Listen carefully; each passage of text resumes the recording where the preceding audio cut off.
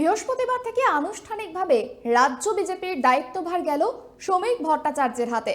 এদিন সায়েন্স সিটিতে রাজ্য বিজেপির শীর্ষ নেতৃত্বের উপস্থিতিতে কেন্দ্রীয় নেতা রবিশঙ্কর প্রসাদ সভাপতির শংসাপত্র তুলে দেন রাজ্যসভার এই সাংসদের হাতে। ২৬ নির্বাচনের আগে বিরোধী দলনেতা ও রাজ্য সভাপতির মেলবন্ধন প্রয়োজন, আর সম্ভবত সেই দিকেই নজর রেখে শ্রমিককেই সভাপতি করা হয়েছে বলেই মনে করেন অনেকে। কিন্তু এদিনের বক্তব্যে বিরোধী দলনেতা যখন হিন্দু ভোটকে সংগঠিত করার কড়া বার্তা দিলেন, সেই মঞ্চ থেকে সদ্য নির্বাচিত রাজ্য সভাপতি তার বক্তব্যে তুলে আনলেন বাংলার বহুত্ববাদের তত্ত্ব। বছর ঘুরলেই বিধানসভা নির্বাচন। এবার নির্বাচনে রাজ্য বিজেপি বা বলা ভালো শুভেন্দু অধিকারীর অন্যতম টার্গেট হলো হিন্দু ভোট। তার বক্তব্য অনুযায়ী এই মুহূর্তে পদ্ম শিবিরে যে শতাংশ হিন্দু ভোট আছে সেখান থেকে ২-৩ শতাংশ বাড়াতে পারলেই এ রাজ্যে ক্ষমতা দখল সম্ভব। সেই কারণে বিভিন্ন জেলায় বিভিন্ন সভায় দলীয় কর্মসূচিতে হিন্দু ভোটকে নজরে রেখে কড়া বার্তা দিচ্ছেন শুভেন্দু অধিকারী। সদ্য বিজেপির রাজ্য সভাপতি পরিবর্তন হয়েছে। নতুন সভাপতি হিসেবে শ্রমিক ভট্টাচার্য হওয়ার অন্যতম কারণ শুভেন্দু অধিকারীর সঙ্গে তার সম্পর্কের রসায়ন যথেষ্ট ভালো। কিন্তু বৃহস্পতিবার আনুষ্ঠানিকভাবে সভাপতি নির্বাচনের মঞ্চে বক্তব্যে দেখা গেল শুভেন্দু ও শ্রমিক কার্যত দুই মেরুতে। অন্তত রাজনৈতিক মহলের একাংশের তেমনই মত।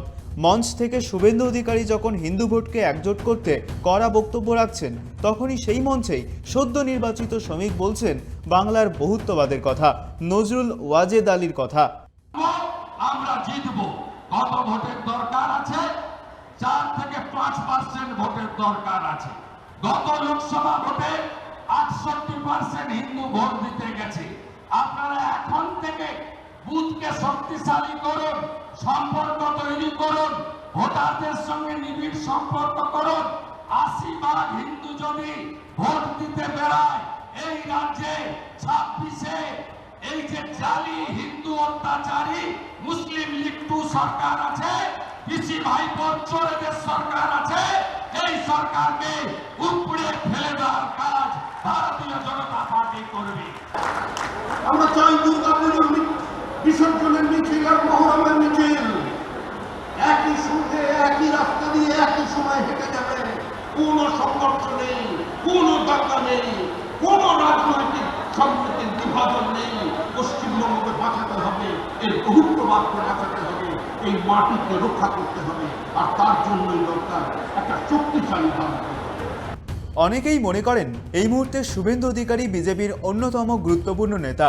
সভাপতি থাকাকালীন দিলীপ ঘোষ কিংবা সুকান্ত মজুমদারের সঙ্গে প্রকাশ্যে না হলেও ঠান্ডা লড়াই ছিল।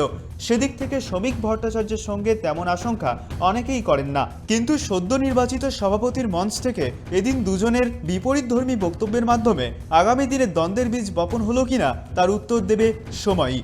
ক্যামেরায় দেবরাজ দত্তের সঙ্গে ত্রয়ন চক্রবর্তীর report, tribe TV Bangla, Kolkata.